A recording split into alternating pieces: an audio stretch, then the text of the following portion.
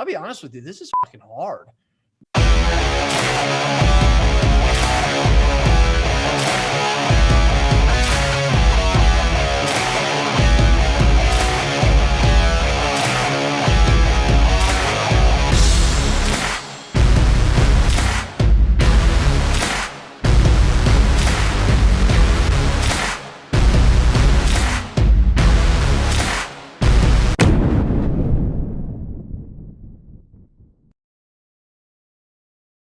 Well, are you guys ready? Here we go.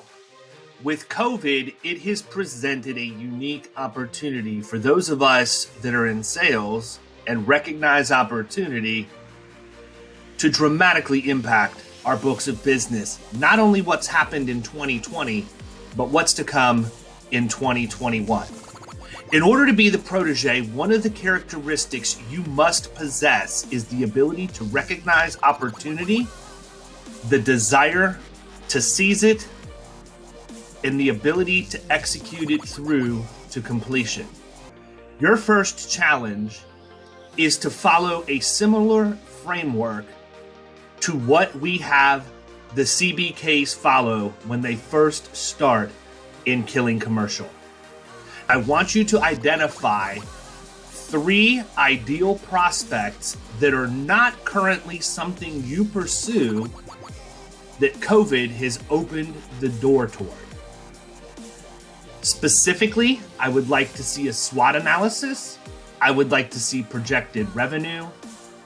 And I'd like to see a profile, a demographic profile with specifics of each of those 3 ideal prospects. And coaches, again, don't hold their hands. Nobody holds the hand of a protege. We'll talk to you guys next week, but until then, kill or be killed.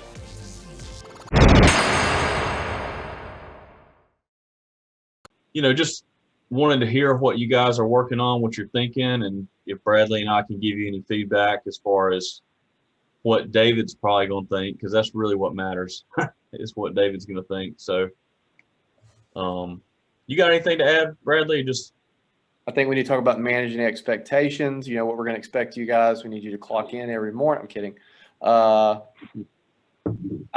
of my idea was this, just to kind of get to know each other and just see what direction we want to take this. I firmly will default to Josh on a lot of the more technical commercial stuff, but any way that I can be of help, resource wise, I think is going to be kind of the best play here. When I started the project, I didn't realize how much time this was going to take. I went after one vertical and just doing the SWOT analysis, the research on it, projections, all that. It took me 2.5 hours. And I'm home with the kids. Their daycare is shut down right now for the next 2 weeks. So I got a 12 month, or I guess she's 14 months now, 14-month-old and a 3.5-year-old boy. So it's been, burning the candles at both ends, as you can imagine. But I don't mind putting my cards on the table because I'd like to see someone in our group win, whether it's me or not, But the approach that I'm taking is I'm basically doing kind of the opposite of what David's asking. I'm actually only doing one vertical because I did a SWOT analysis of the 3 that I picked, and they were all pretty good. But what I realized was, I don't know how well you guys know David. I know, Josh, you might know him better than most people here, but, Dave likes people thinking outside the box. So I'm kind of going against the grain here on David and saying, you know what, Dave, screw you. I can't spend 8 hours studying these 3 verticals. I know they're all going to be lucrative, but I'm going to pick the best of the best. So I'm going after the health tech industry. So it's basically healthcare providers that offer services that are not physically located at like a hospital, right? So think of like telemedicine, things like that. So, and I did a spin on it. So I'm doing the cyber piece, specifically cyber, and I'm going after clients that make more than $30 million a year in revenue. And there's a lot. And I won't tell you exactly, I'm not gonna put all my cards on the table, but I went pretty far along the process to the point where, well, I'll let you guys figure it out. Yeah, Justin, I'm right there with you. It's taken more than an hour a week, I think is what David originally said in one of his meetings or the promos, but it's, between last night and this morning, probably 2.5 hours, just researching some of the background of the industries I was looking at. So I was going to look at doing healthcare, specifically home health, assisted livings, independent livings, and nursing homes. That's the population that COVID's really affecting right now. And I felt like, my wife's a nurse practitioner, so I kind of get an inside scoop as to kind of the day-to-day struggles that she and, nursing staffs go through every day. And, a lot of the, looking at how they protect themselves and, with PPE, just the different equipment and processes and safety measures they have to go through. I don't think that really wasn't necessarily the case, February or, anytime before March, February timeline. So I think that's going to take a huge, change in the way that industry or sector functions. The main one, I got one that I'm really focused on. I mean, if we have to do three, I just kind of have to kind of BS my way through the other two just to check the boxes. But the one I'm focused on is pretty, I guess, in depth, and it could be broken up into three just by itself. But what I'm thinking about doing is a COVID compliance review for contractors. I also lead with work comp, focusing on middle market. And I have the Think HR software, which I can brand it, put my own logo and stuff on it. By the way, I just seen an article that stated, it's this one here, through the business insurance, that OSHA has issued employers $3.4 million in COVID-19 fines for not being compliant. All right. So you're thinking mostly like, I guess, construction, right? Contractors and construction. Yeah, I wouldn't want to focus like healthcare because, if I walk in there and offer a COVID compliance review to a healthcare facility, I'm guessing they got it covered. You know what I mean? Yeah. But contractors, I don't know if it's really on the radar. I start talking about employee handbooks and federal guidelines and preparedness plans that are, they have to do in the state of Minnesota and so on. Yeah, I think that's one interesting, concept, because everybody is located in all these, different places. It's kind of like everybody's experience with COVID is different, right? How you doing, Tyrone? Doing well. How are you? Good, man. Good to meet you virtually. You as well. I liked your video. That was fun. Thank you, man. I was trying. I was out of my comfort zone a little bit. That's what it's about, right? Exactly.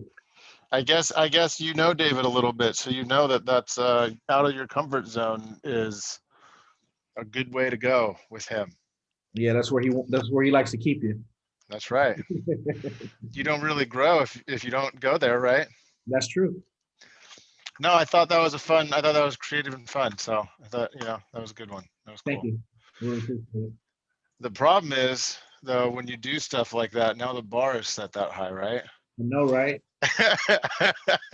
I did a leadership program with our city, and the first assignment was to introduce another member of the team, and you had to try to get as much information from their family, their coworkers, and everybody to be able to present on them without them giving you any information. And I did an okay job, but I will admit I didn't do my best work. And when I got there and I saw everybody else's presentation, I felt ashamed. I was like, wow, they really went all out. So I was like, you know what? I'll never not go all the way again. Dude, that's a great way to learn that lesson. So how are you guys doing? Ryan, or Hanley, I guess, do you have anything you want to start off with? Or? So the only things that I want to say are, one, I think it's awesome that you guys are doing this. I just think this is a super fun project to think that, you know, a bunch of people who are really pro at what they do, or we're going to come together and this is, I think it's going to be a lot of fun. I think it's supposed to be fun. I think it's also supposed to be educational. I think that if we do take it seriously, I think there's a lot to be gained. I mean, I've learned so much from Killing Commercial, and this is like an extension of that. So I'm just excited. That's all I really want to say is I'm excited and happy to be here with you guys. Yeah, and I want to follow. I agree with all of that, Ryan, and also I'm available. If I'm busy when you reach me, I will reply and tell you when we can follow up, probably that same day. So, you know, reasonably. And thank you so much for your time and doing this and selecting us, and even your this time you could be spending with your kid watching football while you guys are doing this, and it means a lot to me. And to be honest with you, this is a big challenge for me. I am a saleswoman, but I hate being on camera, taking pictures of myself, doing videos. So for me, this is really, really pushing my comfort zone. I think part of this process is getting comfortable delivering a message. There's lots of ways to do it. And I'm happy to any of you, you know, not just you, Annabelle, but any of you, spending some time with how to get comfortable, making yourself, you have to be confident to deliver a message that resonates with people, because I do believe that consistent video is like making cash deposits into Bitcoin in like 2010 right now. Like if you were just making deposits into Bitcoin in 2010, none of you would be on this call. You'd own an island somewhere. So like that's what video is, I think, for insurance agents today. Wow, I'll take that offer and I appreciate it. I want an island for sure. So let's do it. That's the goal. Whoever wins this wins an island. I think David might have missed that. That's good. So for this one, I don't want to we could talk for a long time, and I know it's late for you guys. So I'm just trying to keep on schedule here to be respectful of your time. I'm free. I can sit here for another hour for all I care. So my thought on this one was the video's not too crucial.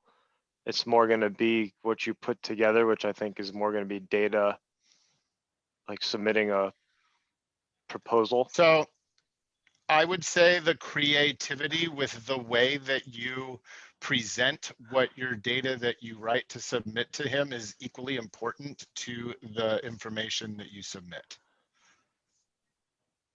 Because this is a show on YouTube for people to watch. Yeah.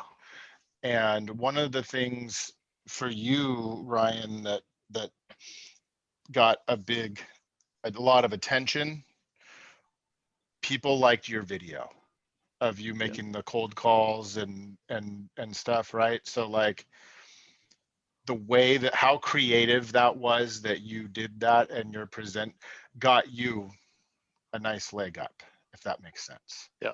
And that's not to take away from anybody else's videos, just as an example, the creativity that you had in the way that you presented the same info is important.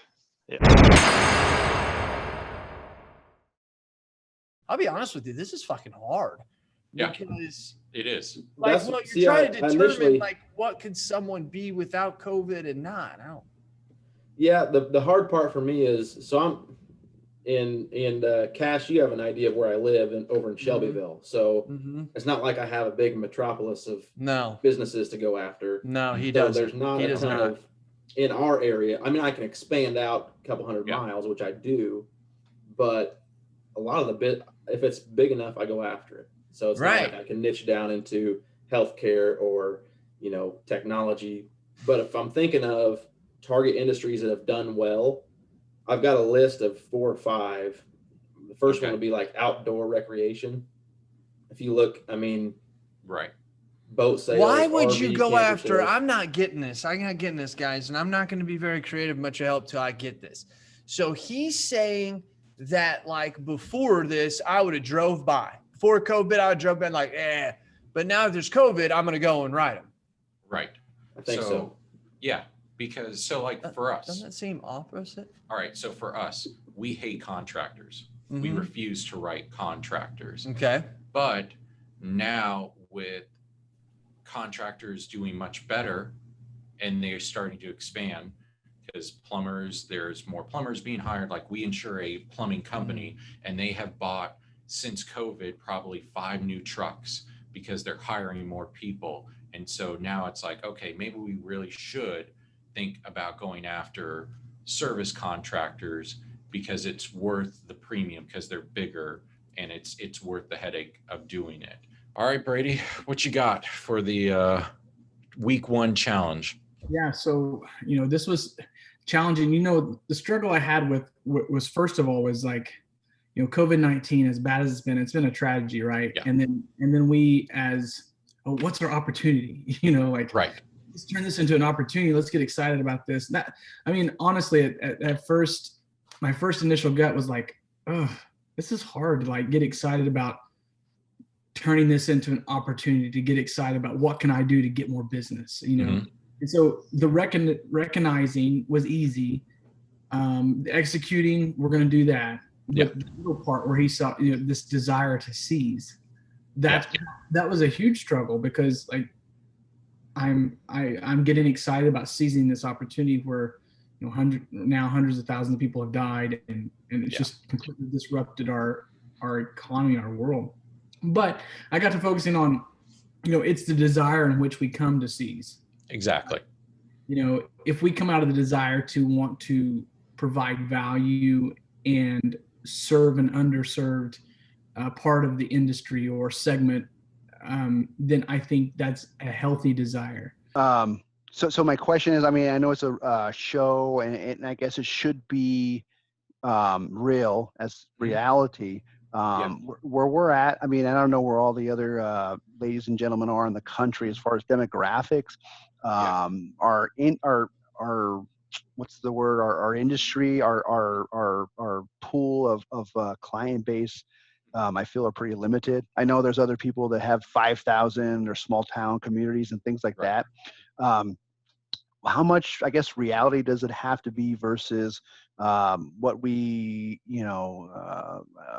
can pursue, I guess. I don't know if that makes sense, but I would say it needs to be serious but entertaining. So a good example was the video that the guy who's on our team, Brady, did, where he was very serious with the acts and everything, but that was entertaining. It was compelling. It drew you in. Some people may even find it a little humorous because it's a little over the top, but he was very serious. And so something like that is a good example.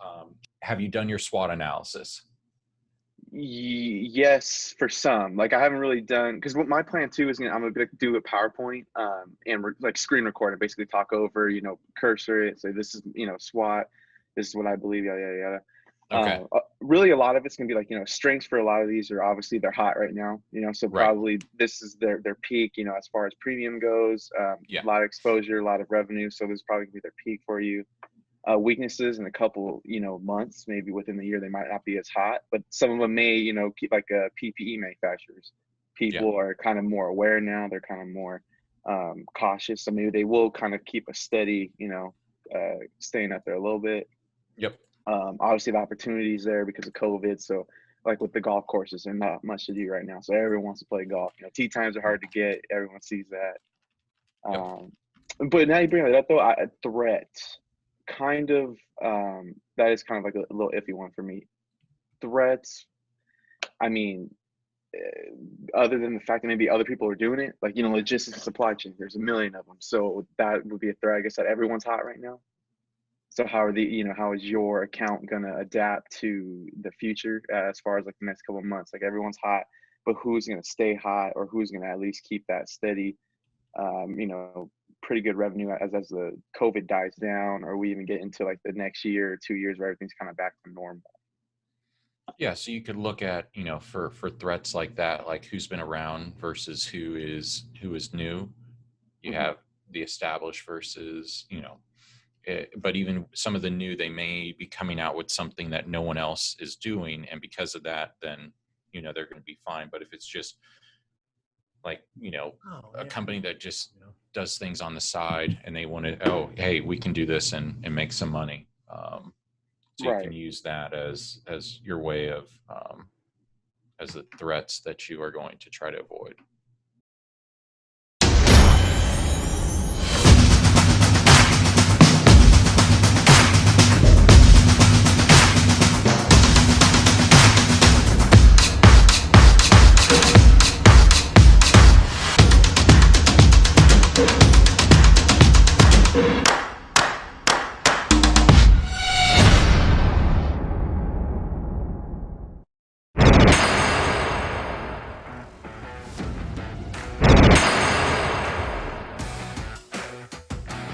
Oh, Miss Annabelle, what are you doing? Let's check it out.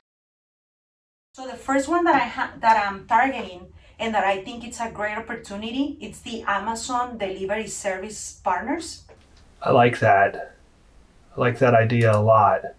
Another one that I think it is thriving right now, but COVID has opened up more opportunities and it will even continue after COVID, are gonna be landscaping companies. And I feel like that's kind of a one that's gonna survive the test of time as well. And lastly, another industry that I didn't think about, but doing my research, I find it very interesting and promising, are pest control companies. Overall, I think that this is a safe business plan because these industries are all going to do well in Florida. I would have really just wanted to see a little bit more regarding COVID specifics.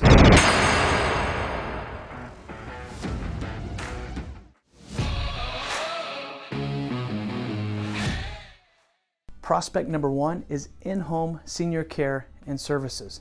This is an industry that was already growing before COVID-19, but now has been greatly accelerated. Prospect number two is in the manufacturing space, with a focus on companies that are manufacturing industrial automation and robotics. In Oklahoma alone, in the next 5 years, it's estimated that 20,000 manufacturing jobs will go unfilled. My third prospect are contractors, more specifically, home contractors.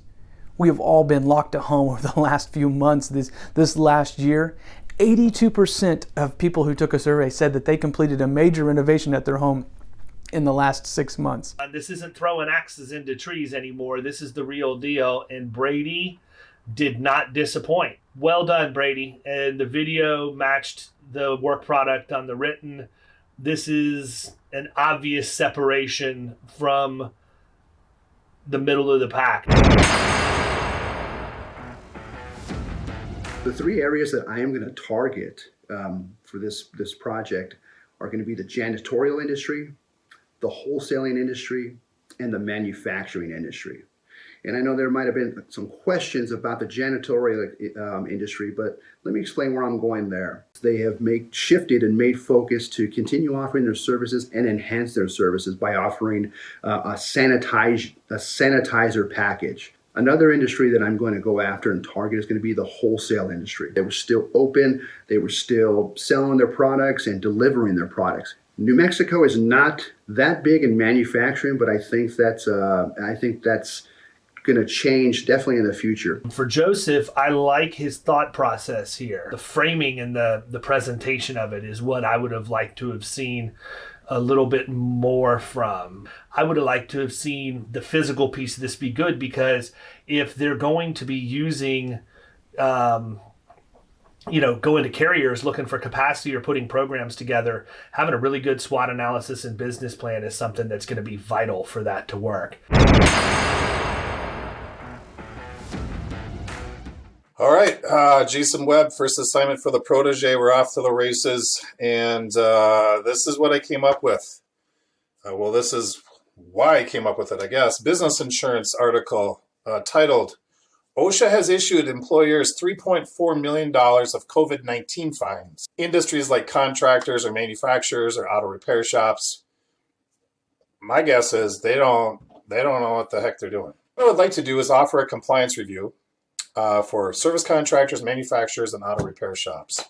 And the demographic profile is listed here. Specialty trade contractors, I put the SIC codes here. Manufacturers, auto repair, sales volume between 20 and 500 million. Looks really good. A lot of detail. Video was outstanding. Looks like there's a lot of revenue opportunity here. Almost $500,000 in revenue. The SWOT analysis was coherent. It's obvious that Jason spent time putting this together. I really hope that he makes it to the finals so that he has the ability to execute on this. First thing I want to talk about were the 3 ideal markets that thrived during COVID. And they were artisan contractors, medical services, and staffing services. The first category that we're going to talk about is artisan contractors. This industry is great because they offer everyday services to both residential and commercial clients. The next category was medical service providers. The strengths of that were, it's a strong need in the marketplace, and it's definitely the subject of most conversations right now with everything going on with COVID. The third one, staffing companies. And I chose to marry up the staffing companies with the other 2 types of markets so that everything was kind of full circle. It's interesting. Tyrone did a really good job on this. I like the layout. It's obvious he put his research into it. I don't necessarily agree on surface level with what he's going to go after, but I'm not going to tell a man that's done this much research not to. I went big, and I tend to do this a lot. So stay home is one of the biggest impacts of COVID. And by staying home, that has a lot of industries in it. With that, one of the biggest ones I saw was construction. The other one is you got to eat. Obviously, restaurants have been impacted the biggest and had to adapt and change quickest. Pets for everyone. Pets have been a growing industry. There's Agent Shamrock. He's the insurance dog. This is an area I actually did kind of look at a while ago briefly. With COVID, more pets have been adopted. People are not having families as readily. So it's a market I want to explore a bit. So this one's interesting to me. I actually really, really like this one. Not only does he give me his SWOT analysis and answer the challenge, but I can get inside his head, probably a dangerous place to be, but I can get inside his head and see why he got to where he was. And as far as his business plan goes, this guy hit it out of the park. So the 3 ideal prospects that I chose to analyze is healthcare, technology, and manufacturing. And I'll start with healthcare. I wanted to be broad with healthcare, but also looking into senior living facilities, nursing homes, hospice, and home health care. This technology is in play for, I think, just about every single industry because of COVID. The last one is manufacturing. And quite honestly, manufacturing is something that I really don't have any experience in, but it's very intriguing. Tim Gould was good with the branding and the colors, looking for revenue at $5,000 per account. There's nothing wrong with that. Those are 3 solid ones. Again, a bit of low-hanging fruit. I like the thought process behind it. Definitely put thought into the average revenue per account and creating the demographics around who these prospects were going to be. But again, I would have liked to have seen this fleshed out a little bit more in writing as a formal plan. The first week of the Protege, I was tasked with identifying 3 sectors of businesses that thrived because of the COVID pandemic. They are education, construction, and healthcare. Trend number 1 I looked for was with education. So interactive and distance learning quickly became a hot topic as schools transitioned to remote learning during the early stages of the pandemic. Trend number 2, it's going to be technology in the construction industry. It's emerging more now than ever. Trend number 3 is the rise of virtual meetings. Prior to COVID, telehealth was available to more than 80% of insured employees, although only about 5% of them took advantage. It's crazy. My experience. It's the easiest thing to do. Interesting to see what happens in the workers' comp marketplace if we start using telemedicine. Has been changing over this year. Almost like a nurse triage for minor injuries. And other management liability coverages. Or I should say using it more than we already have. MedMal. I'm going to walk you through my top 3 ideal prospects that COVID has opened the door to, which includes logistics and supply chains, supermarkets, and my personal favorite, golf courses, and country clubs. Any type of e-commerce is just hot right now. I'm sure everyone from personal experience has been ordering things off of Amazon the last couple months. Next up for me is going to be supermarkets. As bad as it sounds, strength right now is that restaurants are closed. If restaurants are closed, people can't go out to eat, so now they're forced to go to the grocery store, buy food, cook food, eat at home. And finally, my favorite prospect, the golf course and country club. Strength, it is getting 3 fire emojis and the so hot right now mean because it is absolutely hot. This is exactly how I would do it. This makes all the sense in the world. I mean, he's definitely shooting right in the middle market. He did a good job putting this together. I wish it would have been in a PDF format so I could easily go back and reference it. But aside from that, thinking spot on. In my findings, I did find 3 different industries. However, today I'm only going to present to you one of them. Being that I like to put my money where my mouth is, I figured I'm going to go all in on the health tech industry. And I think you'll see what I mean momentarily. So let's get into it. My SWOT analysis, obviously the first thing is the letter S. So let's go through some strengths. We have a strong understanding at BSP Insurance of cyber liability and tech E&O exposures. We do dark web scams with various MSPs, which are also known as managed service providers. We have access to numerous A-rated insurance companies with bindable quote indications within minutes. I think the health tech space is ripe. I really wish he would have not gone as deep in the research just on one. I mean, I agree that it needs to happen at some point, but surface level would have been sufficient for the first challenge that we had. I feel like he did go all in, so I'll give him that. I hope it works out for him.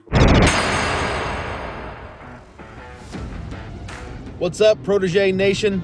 It's Derek Hayden with Danzig Insurance Risk Advisors. It is week 1, and I have compiled my research on 3 target industries that present a unique opportunity to me because of COVID. Power sports dealers, boat dealers, motorcycle dealers, and RV dealers. Consumers have spent $887 billion in outdoor recreation. Garden supply centers and hardware stores. With people being forced to stay inside this year, the home improvement projects ran rampant. Firearm dealers. Gun dealers saw a record level of gun sales this year. There was also a record for first-time gun buyers. Derek Hayden is probably my favorite for this particular exercise. His video was fantastic. He did a really, really good job of taking his SWOT analysis and essentially his planning around it and getting it condensed into a single sheet. This is another one I'll be shocked if he's not in the top 5 based on how he put this together. If you didn't realize it before, you know now this is a real competition. The business plans that came in were all excellent, and it was obvious that the fingerprints of the coaches were on every single one of them. I'm not cutting anybody this week because, honestly, I want to see a little more from everybody myself before we start making those decisions. But I'm interested in knowing what you think. So down in the comments, go ahead and start telling us who it is you're rooting for. And if you really want to help them out, go to their initial application video, which is up here on YouTube, and give them a like on their video so that we can keep track of this in real time. These people need your help. They need your support because next week, you can be sure somebody's going down.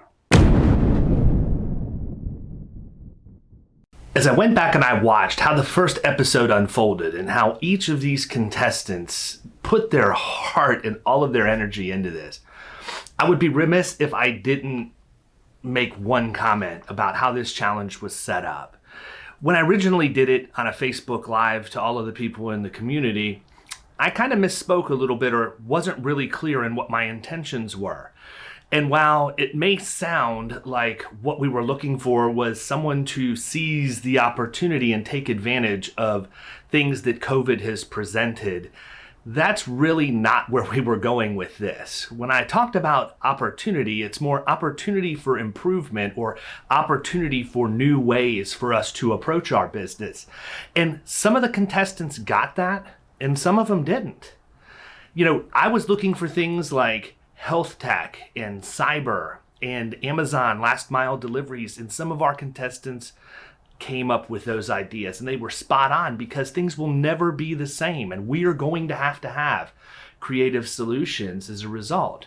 But some of the contestants were conflicted. Brady, for example, was extremely confused as to why I would want to take advantage of a pandemic to exploit it for business reasons.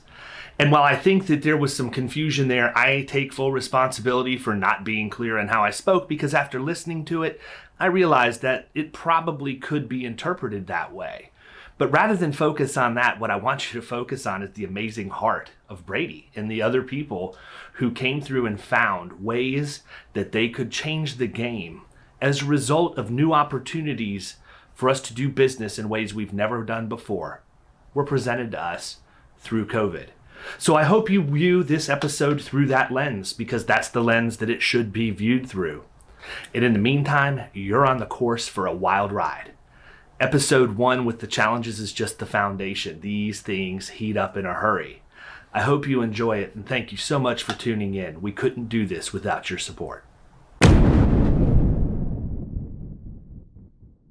Next week on the Protege, here's your challenge for week number 2. I mean, I know he has a different philosophy. I don't know. I don't feel like I've been focusing on what he wants. So that I hate doing videos, I hate pictures, I hate putting myself out there. You life and health dudes are some cold calling machines. That's not really a characteristic of a producer.